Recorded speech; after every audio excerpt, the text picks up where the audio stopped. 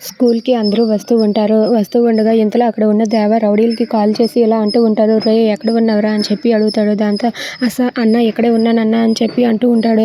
సరే ఆ కావేరి స్కూల్ నుండి రాగానే అక్కడ రోడ్ క్రాస్ చేసినప్పుడు వెంటనే మీరు యాక్సిడెంట్ చేయాలి అని చెప్పి అంటాడు. అది వినగానే అక్కడ ఉన్న రౌడీలైతే సరే అన్న అని చెప్పి అంటారు. ఇక దేవ చెప్పిన మాట ప్రకారమే కావేరి రోడ్ క్రాస్ చేస్తూ ఉంటే కావేరిని గుద్దినట్టే గుద్ది ఆ కారు తీసుకొని వాళ్ళు అక్కడి నుండి వెళ్ళిపోతారు. ఇక కావేరి అయితే అక్కడే అలా రోడ్డు మీద పడిపోయి దెబ్బలతో తగిలి ఉంటుంది. అది చూసి అక్కడ ఉన్న వాళ్ళందరూ కూడా గుమిగూడుతారు. ఇక బాలరాజు అయితే పరిగెత్తుకుంటూ కావేరికి ఏమైందని చెప్పి పరిగెత్తుకుంటూ వస్తాడు. ఇక కావేరికి ఏం కాకపోవడంతో తనైతే చాలా ఒక్కసారిగా సంతోషిస్తాడు. ఇక అక్కడికి అది చూసి చిన్ని అయితే పరిగెత్తుకుంటూ వచ్చి టీచర్ అమ్మ అంటూ తనైతే చాలా భయపడుతూ ఉంటుంది. ఇక కావేరికి ఏం కాకపోవడంతో టీచర్ అమ్మ మీకేం కాలేదు కదా అని చెప్పి కావేరిని హగ్ చేసుకొని ఏడుస్తూ ఉంటుంది. అది చూసి కావేరి అయితే ఇప్పుడు ఏం కాలేదు కదా చిన్ని, నాకేం కాలేదులే, నువ్వేం భయపడకు అని చెప్పి అంటుంది.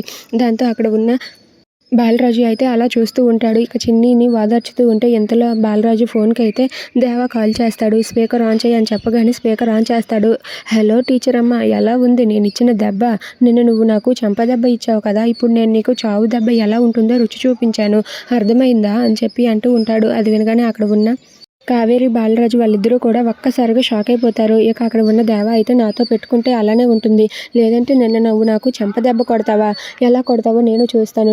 నా మాట నువ్వు కాదన్నావు కాబట్టి నీకు ఇంకా ముందు ముందు ఇలాంటి రుచులు ఎన్నో చూపిస్తాను, చూస్తూ ఉండు అని చెప్పి దేవ అక్కడ ఉన్న కావేరితో అంటాడు. అది విని బాలరాజు అయితే చాలా కోపంతో రగిలిపోతూ వాడిని బ్రతకనివ్వకూడదు, వాడిని చంపేస్తానని చెప్పి వార్నింగ్ ఇస్తూ ఉంటాడు. If you like this video please subscribe our channel.